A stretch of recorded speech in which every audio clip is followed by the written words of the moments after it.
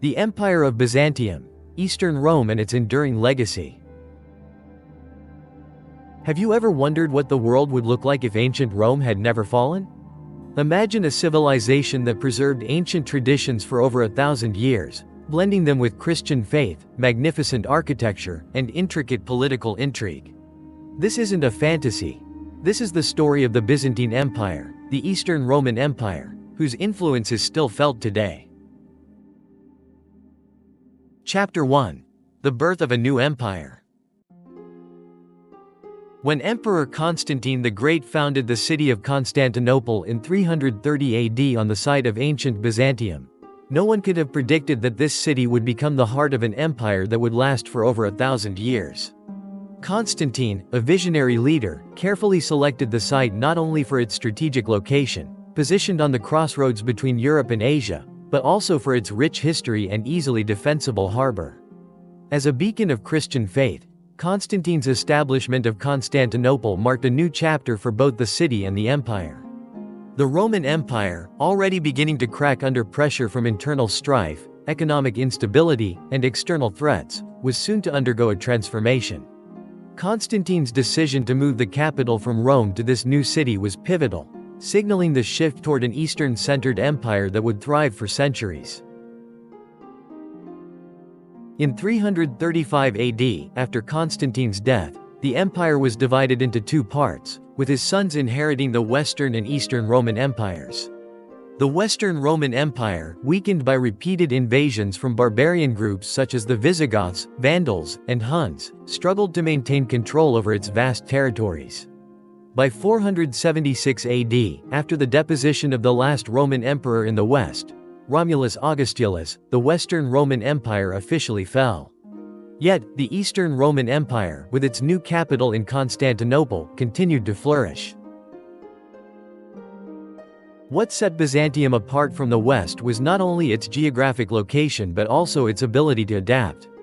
The Byzantines, as they would later be known by historians, inherited the legal and administrative structures of Rome but melded them with Greek culture and Christian values. As a result, Byzantium was a unique blend of Roman governance, Greek philosophy, and Eastern mysticism, with its own distinct identity that transcended the fallen Western Empire. In fact, the Byzantines never called themselves Byzantines.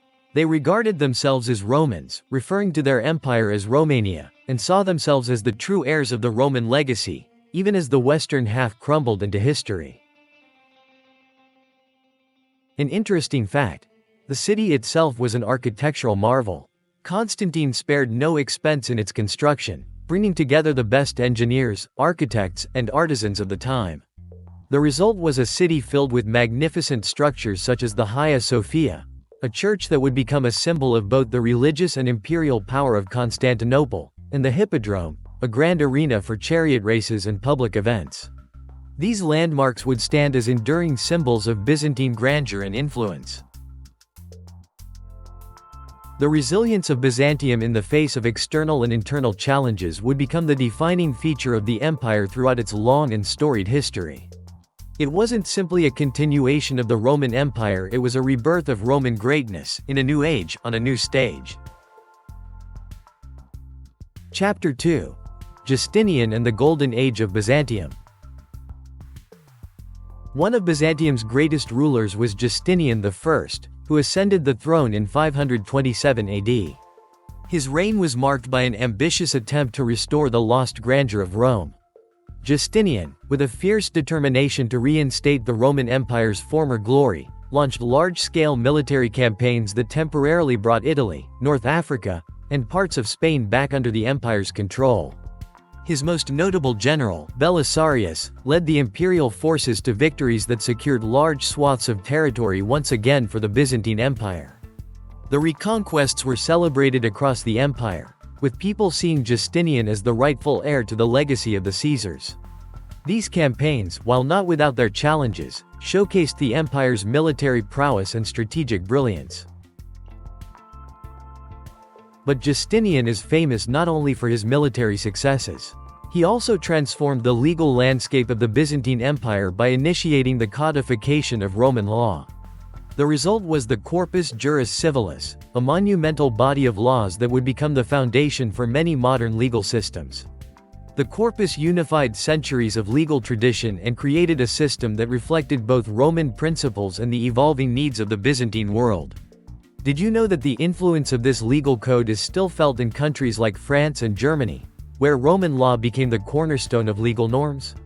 The codification had lasting effects on Western legal thought, paving the way for concepts like property rights and contractual obligations that are still central to law today. During Justinian's reign, one of Byzantium's most famous symbols was built, the Hagia Sophia. Completed in 537 AD, it became an architectural marvel of its time and remains one of the greatest achievements of Byzantine architecture. The Hagia Sophia was a testament to Justinian's vision, with its massive dome, which seemed to float in the air, captivating contemporaries and leaving an indelible mark on architectural history. The building's innovative design combined Greek, Roman, and Eastern influences, creating a space that was both awe-inspiring and harmonious. It stood as a symbol of the Byzantine Empire's cultural and spiritual might. The Hagia Sophia was not just a church but a reflection of the empire's sophisticated artistry and the emperor's grand ambition to bring the divine into the earthly realm. Justinian's reign also saw the flourishing of Byzantine art, with mosaics and iconography that depicted the emperor as a semi-divine figure, a bridge between heaven and earth. His legal reforms and building projects laid the groundwork for a period of cultural and intellectual prosperity. The impact of his reign would echo for centuries, and his legacy continues to influence the way we understand law, architecture, and governance. Though the empire faced internal turmoil and external invasions in the years following his reign, Justinian's golden age remains a pivotal chapter in the history of Byzantium and the Western world. Chapter 3. Iconoclasm and religious disputes. The 7th and 8th centuries in Byzantium were marked by a religious upheaval known as iconoclasm, a struggle against the use of religious images. Emperor Leo III initiated this policy in the early 7th century, believing that veneration of icons led to idolatry. His son, Constantine V, continued the effort with even greater fervor. The imperial decree led to the destruction of religious icons across the empire, creating a rift between the church and the people, especially among the clergy and monastic communities who staunchly opposed the policy. In Rome, Pope Gregory II and his successors fiercely opposed the iconoclastic policies, leading to tensions between the Byzantine Empire and the papacy. This conflict laid the groundwork for the future schism between the Eastern and Western Christian traditions. Despite official bans, many Byzantines secretly kept icons in their homes. Women played a crucial role in preserving the tradition, hiding icons and passing them down through generations. Their resistance symbolized the unwavering devotion of the people, defying imperial decrees. By the mid-9th century, with the death of Constantine V and the rise of more tolerant emperors, the tide began to change. Empress Theodora, in particular, played a key role in restoring the veneration of icons. In the year 845, the Second Council of Nicaea officially ended iconoclasm, marking the triumph of orthodoxy. This victory for the defenders of icons reaffirmed the importance of tradition and the Church's role in Byzantine life. Chapter 4. The Rise and Fall of the Macedonian Dynasty. In the 9th century, the Macedonian dynasty rose to power, bringing a new golden age to Byzantium. Emperor Basil I, a former peasant turned general, established the dynasty in the year 868. His reign expanded Byzantine borders, particularly in the Balkans and Armenia. His son, Emperor Leo VI, continued this work, enhancing the empire's military and cultural presence. During this time, Byzantium became the center of Orthodox Christianity. Byzantine missionaries, such as Saints Cyril and Methodius, spread Christianity and the Greek alphabet to the Slavic peoples, which significantly influenced the cultural development of Eastern Europe. Emperor Constantine VII, who ruled from 925 to 960, made significant contributions to Byzantine diplomacy. His writings, particularly De Administrando Imperio, became vital resources for understanding medieval diplomacy, offering insights into managing relations with barbarian peoples and maintaining the empire's power. However, the empire faced a severe challenge in the 11th century. In the year 1071, the Seljuk Turks defeated the Byzantines at the Battle of Manzikert.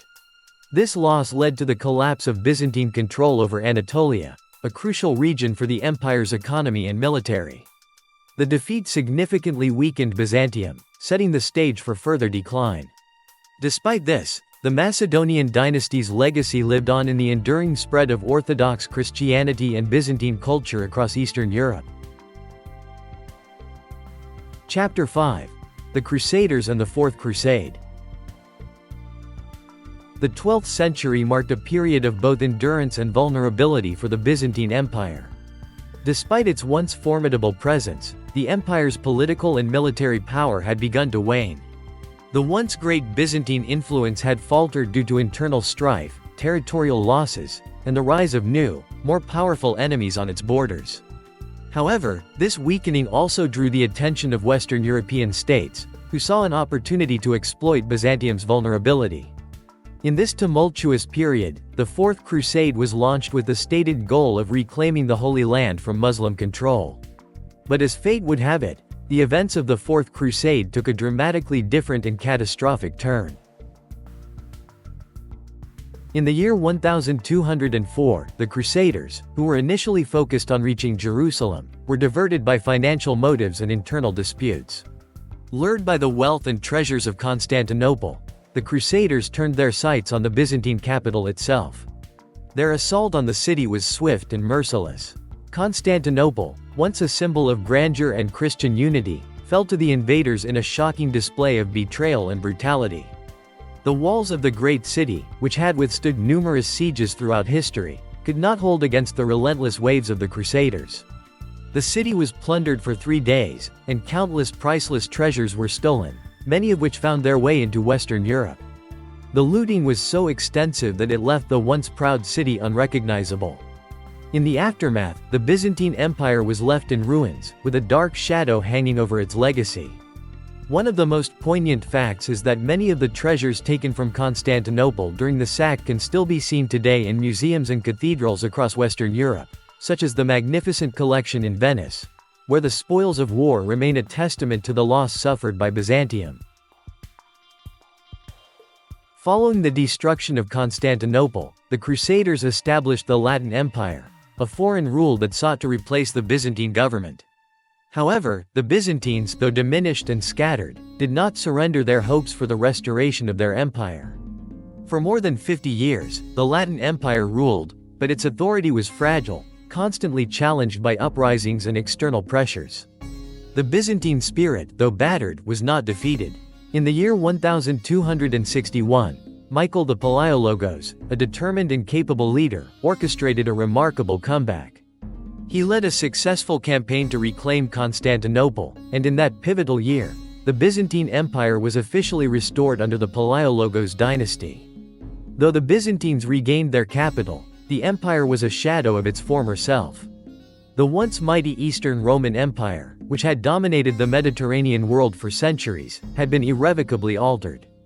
Its power, though restored in name, no longer matched its former glory, and the empire's struggle for survival would continue for another 2 centuries before its ultimate collapse in 1453.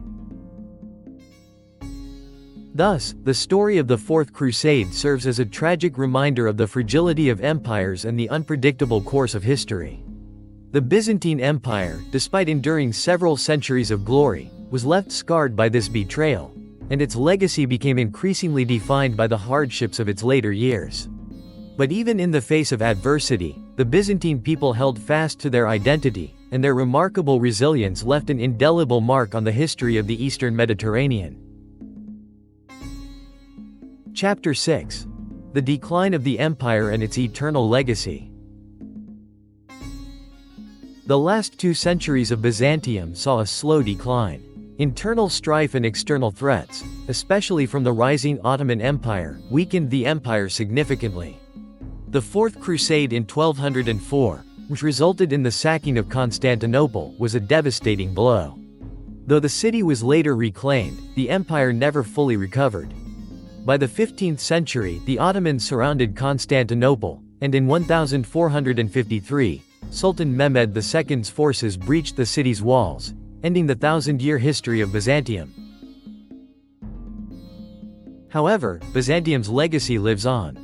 Its intellectual and cultural heritage, preserved through ancient texts and art, helped fuel the European Renaissance. The Byzantine influence can be seen in Eastern Europe, especially in Russia, Serbia, and Bulgaria, where the Orthodox Church and Byzantine art continued to shape religious and cultural life. Byzantine architecture, with its domed churches and mosaics, remains a striking feature of the region. Did you know the term Byzantinism, used to describe complex political intrigues, originated from the Byzantine court? The Byzantine emperors and their courtiers were known for their elaborate diplomacy and strategic manipulation, which became synonymous with political cunning. In art, the Byzantine style of religious iconography, with its serene depictions of saints and vibrant gold backgrounds, still inspires artists today. The empire's lasting contributions to religion, art, and architecture continued to shape cultures around the world. The history of Byzantium is not just a tale of the rise and fall of a great empire. It is a testament to how ancient traditions can endure through the ages, influencing generations of people and shaping the future. Byzantium is a bridge between the ancient world and modernity, whose eternal legacy continues to live on in the culture, religion, and law of many countries. And that's it, thanks for watching. If you enjoy exploring historical worlds, be sure to like and subscribe so you don't miss out on more exciting stories.